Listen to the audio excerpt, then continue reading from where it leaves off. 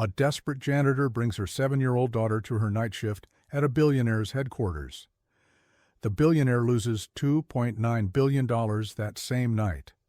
He is ruined until the little girl says 4 words that will change everything. What's the biggest secret you've ever had to keep for your family? Let us know in the comments and get ready for a story you won't forget. Kaylin Vance's world was built of glass and steel, a kingdom suspended 57 floors above the sprawling city. From his corner office, he was a king surveying his domain. His empire, Vance Industries, was a monument to his relentless ambition, forged in the ashes of a grief he had long ago walled off behind a fortress of discipline and control. Tonight, that fortress was under siege. The numbers on the holographic display in the center of the boardroom bled red. Alarms, silent but visible, pulsed across every monitor. $2.9 billion gone. Vanished into the digital ether in the most sophisticated cyberattack in corporate history. His face, usually a mask of stoic command, was carved from granite. "Status," he bit out, his voice a low command that cut through the panicked whispers of his top executives. "It's a ghost, Kaylin," said Marcus, his head of cybersecurity, his face pale. "The breach is sealed, but the funds, they were routed through a quantum encryption network. It's like they disappeared into a black hole. We have nothing." Kaylin's jaw tightened. Nothing was not an answer. He had built this empire from the ground up after his parents' death, every brick laid with his own sweat and sacrifice. He controlled everything, every variable, every outcome. To be violated like this, so completely, felt like a physical assault. It was a failure. His failure. His sister, Alani, placed a hand on his arm, her expression a perfect portrait of concern. "Kaylin, we'll survive this. The company is more than its liquid assets." He barely registered her touch. His mind was a maelstrom of code and firewalls, searching for the single point of weakness, the one mistake that had cost him a fortune. The air in the room was thick with the stench of fear and failure. The silence was deafening. Downstairs, in the sterile quiet of the deserted lobby, Maria Flores pushed her cleaning cart. The polished marble floors reflected the distorted image of a woman worn down by life, but not broken. Tucked into a small security alcove, her 7-year-old daughter, Luna, sat with a sketchbook and a set of colored pencils, her small world a vibrant contrast to the building's cold monochrome. Bringing Luna to work was a risk, a violation of the rules, but the babysitter had canceled, and the rent was due. Maria cleaned with a desperate efficiency, her thoughts on her daughter's future, a future she was trying to build one scrubbed floor at a time. A news report flashed on the security guard's monitor, the volume low, but the headline stark. Vance Industries crippled by devastating cyberattack. Kaylin Vance's face, cold and powerful, filled the screen. Maria's heart gave a familiar, painful jolt, a ghost from a life she had been forced to leave behind. Luna looked up from her drawing. On another monitor, a live feed from the crisis room, a string of complex code scrolled by, a fragment of the hacker's digital signature. Her brow furrowed. The pattern was familiar. "Mommy," she whispered, tugging on Maria's sleeve. She pointed a small finger at the screen. "That man on TV? His puzzle is wrong." Maria glanced at the screen, her mind a million miles away. "It's not a puzzle, Mika. It's grown-up stuff." "No," Luna insisted, her voice clear and certain. "It's like my Star Chaser game. The key doesn't fit the lock. See? The sequence repeats every 12th star, but it should be every 13th. He used the wrong prime number." Maria froze, the cleaning rag dropping from her hand. It was nonsense, the babbling of a child. But the certainty in Luna's voice, it was unnerving. She looked from her daughter's impossibly bright eyes to the face of the man on the screen, the man who had shattered her heart 8 years ago. A desperate, insane idea began to form. She had nothing left to lose. She approached the security desk, her heart pounding in her chest. I need I need to send a message to Mr. Vance. It's an emergency. The guard looked at her, amused. Yeah? Okay. Get in line. Please, she begged, the words tumbling out. Just tell him. Tell him his puzzle is wrong. The key repeats every 12th star. It should be the 13th. The absurdity of it should have gotten her laughed out of the building. But in a night where nothing made sense, perhaps only nonsense could break through. The guard, seeing the raw desperation in her eyes, shrugged and relayed the message. Upstairs, the message arrived as a footnote in a stream of catastrophic data. A junior tech read it aloud, a moment of black humor in a corporate wake. Sir, security just passed on a message from a janitor. Says your puzzle is wrong. Something about the 13th star. Laughter, strained and hysterical, rippled through the room. Kalen's head snapped up. His blood ran cold. Star Chaser. It was a stupid, simple coding game he'd designed in his dorm room in college. A game he had only ever shown to one person, Maria. And the key to its final level had been his favorite number, 13. He looked at his sister, at his team, at the crumbling pillars of his kingdom. They saw a cryptic message from a janitor. He saw the ghost of a past he thought he had buried, a ghost who held the key to his future. Bring her to me, Kalen commanded, his voice cutting through the stunned silence. Now. The investigation began not with algorithms but with a ghost. When Maria Flores was escorted into the glass-walled boardroom, holding the small hand of her daughter, time seemed to fracture for Kalen. 8 years dissolved in an instant. She was the same, yet different. The vibrant energy he'd loved was now guarded, her eyes holding a deep, weary caution. He had searched for her after their sudden, brutal breakup, but she had vanished without a trace. Now here she was in the heart of his empire at the moment of its potential collapse. And the child? He couldn't look away from the girl's eyes. They were his own. A perfect, startling reflection of the face he saw in the mirror every morning. His internal monologue, usually a calculated stream of risk assessments and strategic imperatives, short-circuited into a single, repeating shock. It can't be. Explain, he said, the word clipped, betraying none of the chaos raging inside him. Luna, unafraid, stepped forward. The code is a cipher, based on a prime number sequence. The hacker used 12 because it has many factors, making the outer layer of encryption look complex. But the core key needs a prime, a number like 13. It leaves no back doors. He built a beautiful lock but used a cheap key. Kalen turned to Marcus. Is this possible? Marcus, wide-eyed, typed furiously. Theoretically, it's insane. It's security through obscurity. Hiding a simple flaw inside a complex system, nobody would ever look for something so juvenile. He paused, his fingers flying. My God, she's right. There's a recursive loop that triggers on a non-prime integer. We can't get the money back, not directly, but this gives us a pathway, a digital fingerprint. We can trace it. The room buzzed with a new, frantic energy, but Kalen's focus was singular. He dismissed everyone except Maria and Luna. The silence that fell was heavier than the one before. How did you know about the game? He asked Maria, his voice low. You showed me, she said, her voice barely a whisper. In your dorm. You said you were mapping the stars. And her? Kalen gestured toward Luna, unable to say the word. Daughter. Maria's chin lifted, a flicker of the defiance he remembered so well. She's mine. The implication hung in the air, thick and undeniable. He immediately put his private investigator, a ruthless man named Corbin, on a priority task. Find out everything about Maria Flores and her daughter. Who was the father? Where had they been? Why was she here now? He needed facts, data. His world was crumbling, and he would rebuild it with the only thing he trusted, irrefutable proof.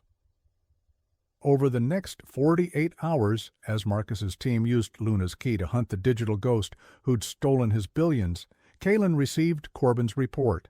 It was a bleak chronicle of struggle. Maria had worked 2, sometimes 3 jobs since leaving the city. She had no family support. There was no record of a father on Luna's birth certificate. Luna was 7 years old. 7 years and 9 months, to be precise.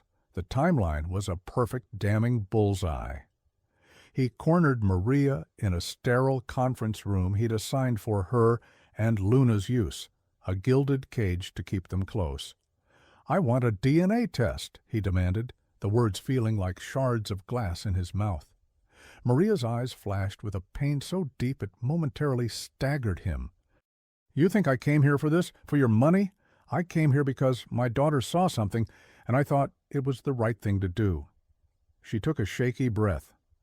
"I tried to tell you, Kalen. After I left, I called. I sent letters. Your sister, Alani, she told me you never wanted to see me again, that you said if I was pregnant, it wasn't yours, and you'd ruin me if I ever tried to make a claim." The world tilted on its axis. Alani, his devoted sister, the one who had helped him pick up the pieces after their parents died? It was a lie. It had to be. "My sister would never," he started, but the words died in his throat. The DNA test was a formality. He already knew the truth. When the results came back from the lab, expedited with the kind of pressure only a billionaire could apply, the words on the page seemed to burn into his soul. Probability of paternity: 99.999%. He wasn't a king in a tower anymore. He was a father. He had a daughter. A brilliant, fearless 7-year-old daughter. And for the first time in a decade, the grief and isolation he had mistaken for strength felt like what it truly was, a profound, hollow emptiness. He had a child, and he had missed everything. The knowledge didn't just shatter his reality, it obliterated it. Standing in the ruins, he felt a flicker of something he hadn't felt in years: hope. The first attempt to bridge the 7-year chasm between him and Luna was a catastrophic failure. Kalen, a man who could command boardrooms and bend markets to his will, was utterly inept in the presence of a child. He approached it like a business transaction, dispatching his assistant to acquire the finest, most expensive toys imaginable. A mountain of brightly colored boxes was delivered to the suite he had moved Maria and Luna into, a gilded cage with a stunning view. Luna surveyed the pile with a dispassionate curiosity. She spent 10 minutes with a complex robotics kit before turning her attention to the cardboard box it came in, declaring it a far superior starship. Kalen watched, baffled and frustrated. He had offered her a kingdom of playthings, and she had chosen the box. Maria watched him from the doorway, a sad, knowing look on her face. "She doesn't need things, Kalen. She needs you." The words hit him harder than the $2.9 billion loss. He was a provider, a protector, a strategist. He didn't know how to be a father. He decided to change tactics, to move the engagement to neutral ground where his wealth was a liability, not an asset. A public park. He felt exposed, stripped of his usual armor of tailored suits and authority. Dressed in jeans and a plain sweater, he felt like an imposter. Luna was in her element, running toward the swings with an uninhibited joy that felt alien to him. He pushed her on the swing, the rhythmic creak of the chains the only sound between them. Higher and higher she soared, her laughter echoing in the crisp autumn air. For a moment, watching her, the crushing weight on his shoulders lifted. They sat on a bench afterwards, sharing a pretzel he'd bought from a street vendor. The simple act felt more significant than any multi-million-dollar deal he had ever closed. "Why are you always so sad?" Luna asked, her voice small but direct.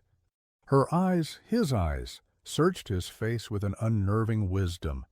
The question disarmed him completely.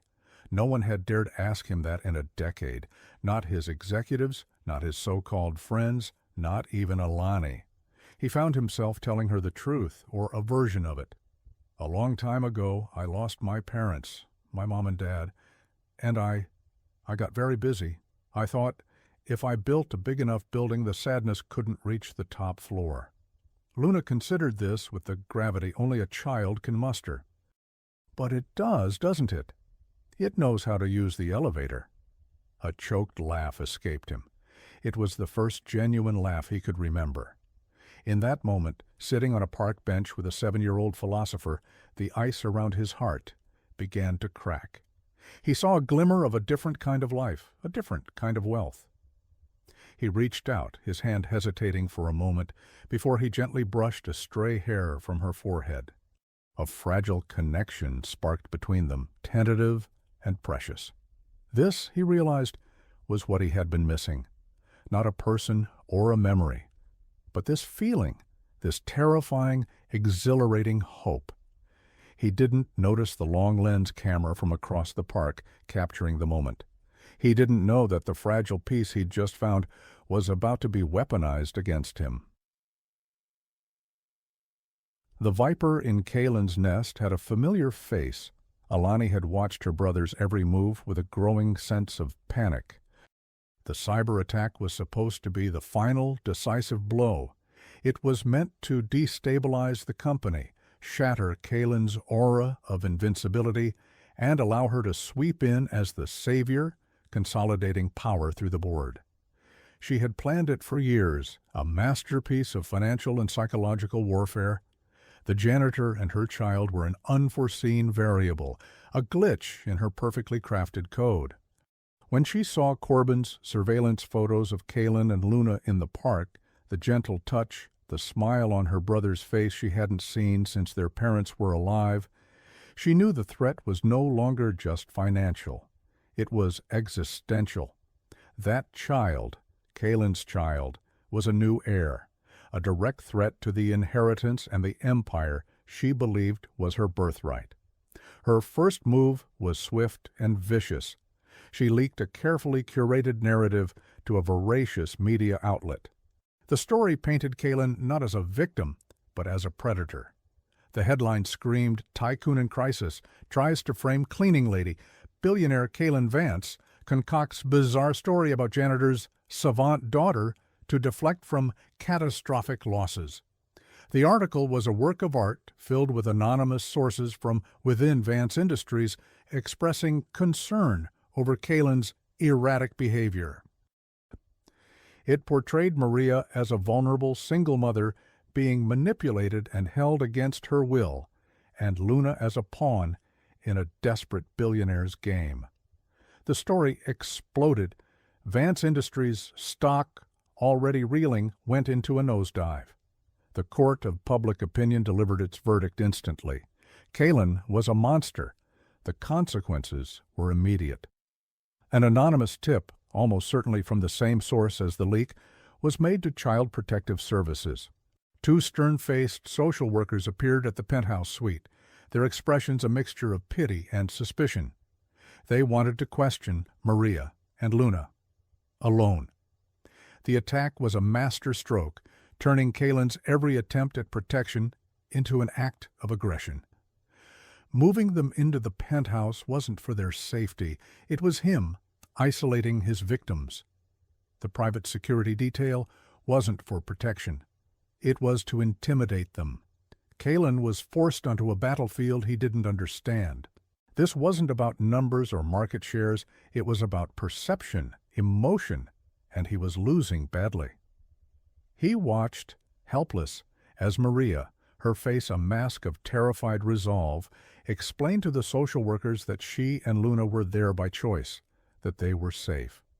But the seed of doubt had been planted. The world now saw him as a villain, and the walls he had built for his new family were beginning to feel more like a prison than a sanctuary.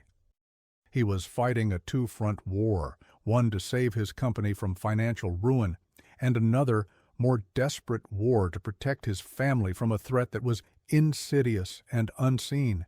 He could feel a net tightening around him, pulling him down. The attacker wasn't just after his money. They were after his soul, and they were hiding in plain sight. The betrayal was unmasked not by a flash of insight, but by the meticulous, grinding work of investigation. While Kalin fought the public relations inferno, Corbin, his investigator, followed the money. The media leak and the CPS tip were ghost-written, laundered through layers of shell corporations and burner phones. But everyone makes mistakes. The first crack appeared in the financial trail, a small recurring payment from one of the shell corporations to a high-end art gallery. It was listed as a consulting fee. Corbin dug deeper and found the recipient of the art, a private, climate-controlled storage unit. The unit was registered under a trust. The trustee? Alani Vance. Kalin stared at the report, his mind refusing to accept it. It had to be a mistake, a coincidence. Alani loved art. It could be anything.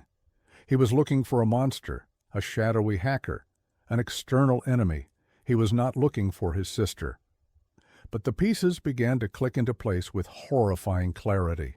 Alani's perfectly timed words of comfort, her subtle efforts to steer the investigation away from any internal breach, her deep-seated resentment, which he had long dismissed as simple sibling rivalry, now looked like something far more sinister.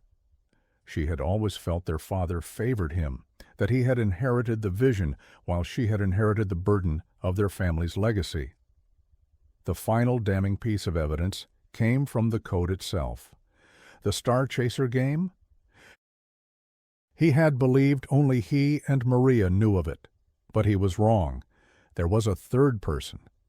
He remembered a rainy afternoon years ago showing a beta version of the silly little game to Alani, explaining the logic of using his favorite prime number 13 as the master key.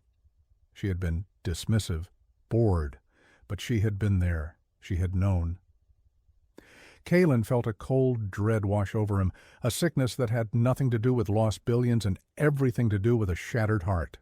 He went to her office, a space as immaculate and controlled as his own. He confronted her, laying the evidence on her polished mahogany desk. She didn't deny it. Her mask of sisterly concern dissolved, revealing the cold, hard ambition beneath.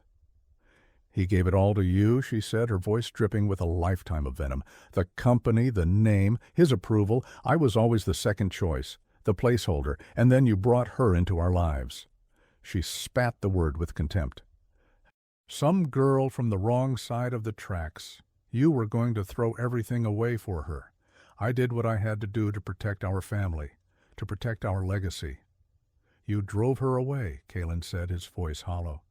"You lied to me. You lied to her." "I saved you," she countered, her eyes blazing. "And I would have taken over the company, made it stronger than you ever could. The money was just a tool to get you out of the way. Then the child showed up, your bastard child. A new heir to steal what is mine." The confession was a physical blow. This wasn't a business rival. This was his blood, the person who had stood beside him at their parents' funeral, who had sworn they would always have each other. The betrayal was absolute, a wound far deeper than any financial loss. He had been fighting a phantom when the real enemy had been at his side all along, whispering poison in his ear. In that moment he realized the two. $9 billion was the smallest thing she had stolen from him. She had stolen his daughter's childhood. She had stolen 8 years of his life. The final crisis came as a storm descended upon the city, lashing against the windows of the Vance Industries tower. It was a fitting backdrop for the war that was about to reach its climax. Alani, cornered but not defeated, made her last, most audacious move. She sent Kalin an encrypted message through an anonymous channel. It was an ultimatum. She held the final key, the physical crypto ledger, that would unlock the $2.9 billion. The funds were traceable now, but without that ledger, recovery would take years of legal battles across international jurisdictions, likely with only partial success. Her terms were simple and brutal. He was to walk into the emergency board meeting scheduled in 1 hour and do 3 things. First, He would publicly announce that the investigation had cleared all insiders and was now focused on Maria Flores as the prime suspect. Second, he would cede his position as CEO and transfer his controlling interest in the company to Alani. Third, he would ensure Maria and Luna were sent away, stripped of any claim to the Vance name or fortune, with a gag order so complete they would effectively cease to exist. If he did these things, the money would be returned within the hour. The company would be saved. His legacy, the one he had spent his life building, would be secured under his family's name. If he refused, she would permanently erase the crypto key, and the $2.9 billion would be lost forever. It was a moral gauntlet, a choice between his creation and his blood, the empire or the family, the past or the future. For a moment, the old Kalen, the isolated emperor, was tempted. He could salvage the company, the thousands of jobs, the monument to his parents' memory. He could reclaim his power, his control. All it would cost was a lie. All it would cost was his daughter. He walked to the suite where Maria and Luna were staying. The news was on, his face plastered across the screen alongside Maria's. Luna was sitting on the floor, building a tower out of blocks. She looked up at him, her expression serious. "Are you going to send us away?" she asked, her voice small. She had heard the whispers, felt the tension. Kalen knelt down, his heart aching. He looked into her eyes, his eyes, and saw not an heir or a complication, but a brilliant, beautiful little girl who deserved a father. He saw Maria, a woman of incredible strength, who had been wronged by his own family. In that instant, the choice became devastatingly clear. The empire of glass and steel was a cage he had built for himself. His family was the key to freedom. "No," he said, his voice thick with emotion. "I am never sending you away." He stood up and faced Maria. "I have to go to a meeting, but when I come back, this is all going to be over. I promise." He walked out of the room, leaving the isolated emperor behind. The man walking toward the boardroom was someone new. He was a father, and he was going to war. The boardroom was a tomb, the air thick with the tension of imminent doom. The board members, grim-faced and anxious, sat around the massive granite table. At its head, Alani watched him walk in, a cool, triumphant smile playing on her lips. She believed she had won. She believed he would choose the cold logic of the empire. Rain hammered against the floor-to-ceiling windows, the city lights blurring into a watercolor of chaos. Kalen took his place, not at the head of the table, but standing before the main holographic display. "We have a choice before us," Kalen began, his voice calm and steady, cutting through the storm. "We can recover our financial losses at a certain cost, or we can choose a different path." Alani leaned forward. "Kalen, there is only one sensible option. It's time to cut our losses and save the company." "You're right," Kalen said, meeting her gaze. "It is time to cut our losses." He tapped his tablet. The main display flickered to life. It did not show financial projections or market analyses. It showed Corbin's entire investigation, bank statements, offshore accounts, the payments to the art gallery, the registration of the storage unit under Alani's trust. A recording of their confrontation, his smartwatch having captured every venomous word of her confession. A collective gasp went through the room. Alani's face went white, her mask of composure shattering into a million pieces. "You're a liar!" she shrieked, rising from her chair. "He's lost his mind. He's framing me to protect his mistress." But the evidence was undeniable. A cold, hard digital chain that led directly to her. "The money was never the point, was it, Alani?" Kalen said, his voice filled with a sorrowful rage. "The point was this chair, this title. You were willing to ruin the company, our family's legacy, just to get it. You stole 8 years of my life. You stole a childhood from my daughter. There is no price for that." He looked at the stunned board members. "The $2.9 billion is gone. Maybe we'll get it back. Maybe we won't, but what she tried to take is far more valuable. I will not sacrifice my family to save a balance sheet. I will not legitimize her poison." As if on cue, the boardroom doors opened. 2 uniformed officers and a detective in a trench coat stepped inside. Alani stared at them, her face a canvas of disbelief and fury. "Kaylin Vance?" the detective asked. "Yes. We're here in response to your call." He turned his attention to Alani. "Alani Vance, you are under arrest for conspiracy, wire fraud, and grand larceny."